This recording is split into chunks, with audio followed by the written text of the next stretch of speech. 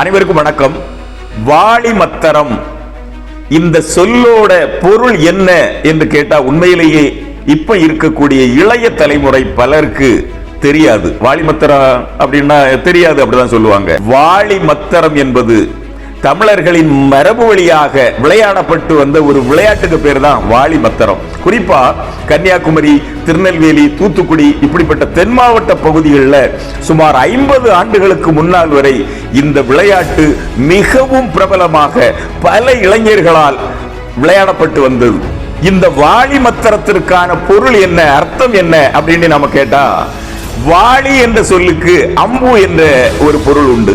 வாளி என்றால் அம்பு என்ற ஒரு பொருள் உண்டு. மத்தரம் என்பது பொதுவா அந்த போட்டி விளையாட்டுகளை போட்டியை மத்தரம் என்று சொல்லக்கூடிய வழக்கம் குமரி மாவட்ட பகுதியில் பெரும்பாலான மக்களுக்கு உண்டு. இப்போ அப்படிதான் சொல்றாங்க. குமரி, நெல்லை மாவட்ட பகுதிகளில் உள்ள மக்கள் இந்த போட்டியை மத்தரம் நடக்கு, பெரிய மத்தரம் போட்டுக்கிட்டு இருக்கான், அதாவது போட்டியை மத்தரம் என்ற சொல்லால் குறிப்பிடுவார்கள். அதாவது வாளி, அம்பு. அந்த வாளி எதால் உருவாக்கப்படுபவை என்றால், வாளிகள் எதனால் உருவாக்கப்படுபவை என்றால், இந்த சங்கு, கடலில் கிடைக்கக்கூடிய சங்கை நீளமாக இந்த அம்பு வடிவத்தில் நீளமாக அறுத்து வாளிகளை உருவாக்குவார். அதாவது போட்டிக்கு வாளிமத்தரத்துக்கு பயன்படுத்தக்கூடிய வாளிகள் சங்கிலிருந்து நெடுகாக நீளமாக அம்பு வடிவத்திலே அறுத்து தயார் செய்யப்படும். மத்தரம் அப்ப எப்போ எளிமையா புரிஞ்சிருக்கும். வாளி சங்குகளில் இருந்து நீள வடிவத்தில் அம்பு வடிவத்தில் அறுத்தெடுக்கப்பட்ட அந்த சங்கு துண்டுகளை மத்தரத்திற்கு பயன்படுத்துவதுதான் வாளிமத்தரம். அப்ப இந்த வாளிமத்தரம் எப்படி நடக்கும்?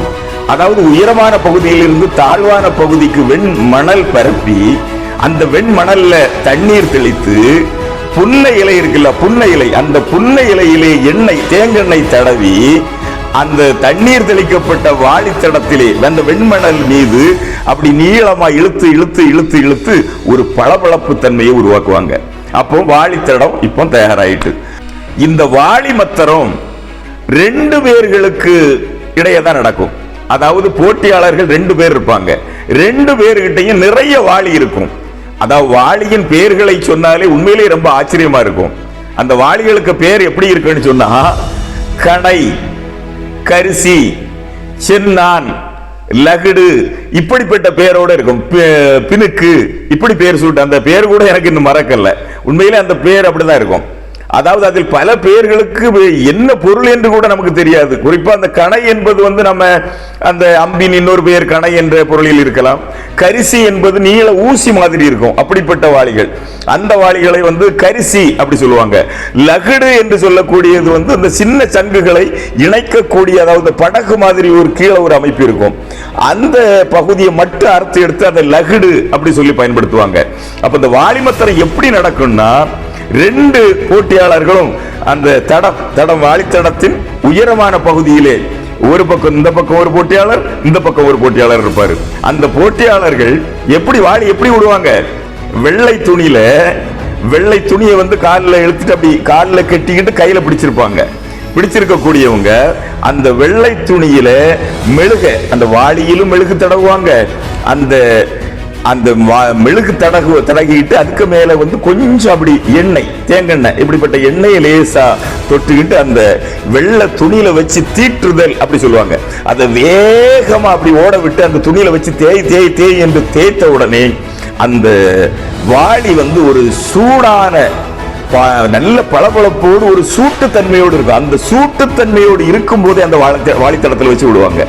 அப்ப அந்த வாளி எவ்வளவு தூரம் செல்கிறது, அதாவது வெற்றியாளர் எப்படின்னா, யாருடைய வாளி அந்த வாளித்தடத்திலே அதிக தூரம் சென்றிருக்கிறதோ அவர் தான் வெற்றியாளர். அதிலும் குறிப்பா அந்த வாளிமத்தரத்தை நம்ம ஆய்வு நோக்கில் பார்த்தால் ஒரு போர் வியூகம் போல இருக்கும். அதாவது முதல்ல அந்த லகுடு, இந்த கணை இப்படிப்பட்ட வாளிகளை விட்டு, அதாவது அது பெரிய அளவு புகழ் பெறாத வாளிகள், சாதாரண வாளிகளை விட்டு தடை ஏற்படுத்துவாங்க. அதாவது எதிராளியின் வாளி உடன்தானே நேரடியாக அதிக தூரத்திற்கு போய்விடக் கூடாது. அந்த எண்ணத்துல முதல்ல தடையை ஏற்படுத்துவாங்க. தடை ஏற்படுத்திய பிறகும் இந்த எதிராளியாக அந்த தடை இப்படி இருக்கு. அப்ப அந்த தடையை உடைத்து கொண்டு செல்லக்கூடிய அளவிற்கு பெரிய வாளி, மிக ஆற்றல் வாய்ந்த வாளி இருக்கணும். இதையும் தவிர நுட்பமா ஊடுருவி செல்லக்கூடிய அளவிற்கு வந்து அந்த கரிசி என்ற வாளியை பயன்படுத்துவாங்க. அப்போ ரொம்ப லாபகமா அந்த வெள்ளை துணியில மெழுகும் எண்ணெயும் தேய்த்து தீட்டப்பட்ட அந்த வாளிய அந்த ரொம்ப லாபகமா அந்த தடைகளுக்கு ஊடே நுழைந்து செல்லக்கூடிய அளவிற்கு அந்த கரிசி என்ற வாளியை வந்து இருக்கும். அதை அப்படி பயன்படுத்துவாங்க. மொத்தத்தில் அதிக தூரம் யாருடைய வாளி சென்று வெற்றி பெறுகிறதோ அவர்களுக்கு அந்த தடத்தில் இருக்கக்கூடிய அத்தனை வாளிகளுமே உரிமையானதாகி போகும். அதாவது வெற்றி பெற்றவருடைய வாளிகள் மற்றும் தோற்று போனவருடைய வாளிகள் எல்லாமே அந்த வெற்றி பெற்றவருக்கு உரிமையானதா ஆகி போகும். இந்த வாளி மத்தரம் 2 ஊர்களுக்கு இடையே உள்ள இளைஞர்களிடம் நடக்கும் போது 2 ஊர்களுக்கு நடுவா உள்ள, அதாவது ஊற்று, குளம், இப்படிப்பட்ட பகுதிகளை தான் அந்த வாளித்தடம் உருவாக்குவதற்கு வந்து தேர்ந்தெடுப்பாங்க. அப்படிப்பட்ட பகுதியில், அதாவது அந்த ஊர்லயும் இருக்கக்கூடாது, இந்த ஊர்லயும் இருக்கக்கூடாது, நடுப்பகுதியில் இருக்கணும்ன்ற முறையில நடுவில் இருக்கக்கூடிய ஊற்று பகுதி, குளத்து பகுதி இவற்றை தேர்ந்தெடுத்து வாளிமத்தரம் நடத்துவாங்க. குறிப்பா வெற்றி பெற்ற வாளிகளின் புகழ் வந்து அந்த பகுதியில் நிறைய இடங்களுக்கு வாளிமத்தரம் நடந்து அந்த வாளிமத்தரத்தில் இந்த வாளி வெற்றி பெற்றுட்டு அப்ப அந்த வாளிக்கு பெயர் சூட்டக்கூடிய வழக்கமும் இருந்து, அது வீரன், சிகப்பு, செவல, இப்படிப்பட்ட பெயர்களை எல்லாம், சிறப்பு பெயர்களை, பட்ட பெயர்களை எல்லாம் சூட்டக்கூடிய, அந்த வாளிகளுக்கு சூட்டக்கூடிய வழக்கமும் அந்த கால இளைஞர்களிடம் இருந்திருக்கு. அது மட்டும் இல்லாம நல்ல வேகமாக ஓடி, நுட்பமாக ஓடி வெற்றிகளை குவிக்கக்கூடிய வாளிகளுக்கு அதிக விலையும் இருந்தது. அதாவது நிறைய காசு கொடுத்து அந்த வாளிகளை மற்றவர்கள் வாங்கக்கூடிய வழக்கமும் இருந்திருக்கு. அதிலும் குறிப்பா ரொம்ப பிரபலமான வாளிகளை வந்து பாதுகாப்பது இந்த கால தங்க நகைகளை பாதுகாப்பது மாதிரி அந்த கால இளைஞர்கள் பாதுகாத்திருக்காங்க.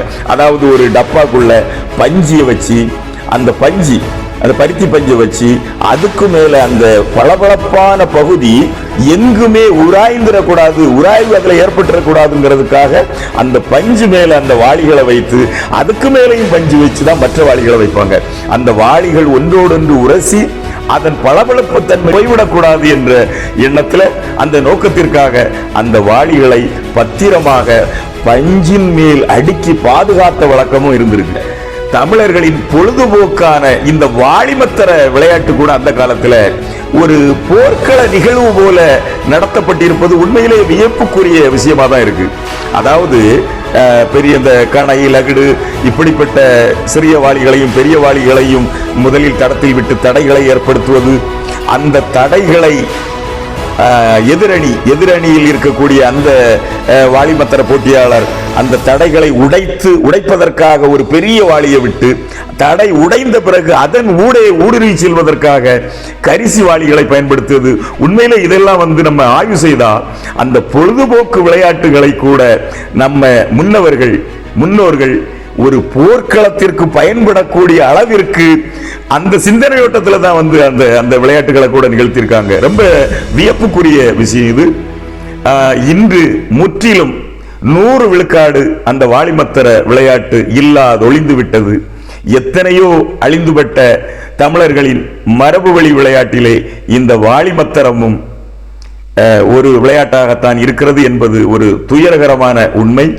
அந்த வகையில் மரபு வழி விளையாட்டுகளை, எல்லா விளையாட்டுகளையுமே மீட்டெடுக்க முடியவில்லை என்றாலும் இயன்ற அளவிற்கு அந்த பழங்கால விளையாட்டுகளை, அவற்றின் வரலாற்றினை, அவை நடந்த விதங்களை நம் இளைய தலைமுறையினருக்கு கடத்த வேண்டியது நம் ஒவ்வொருவரின் கடமையாக இருக்கிறது. நன்றி, வணக்கம்.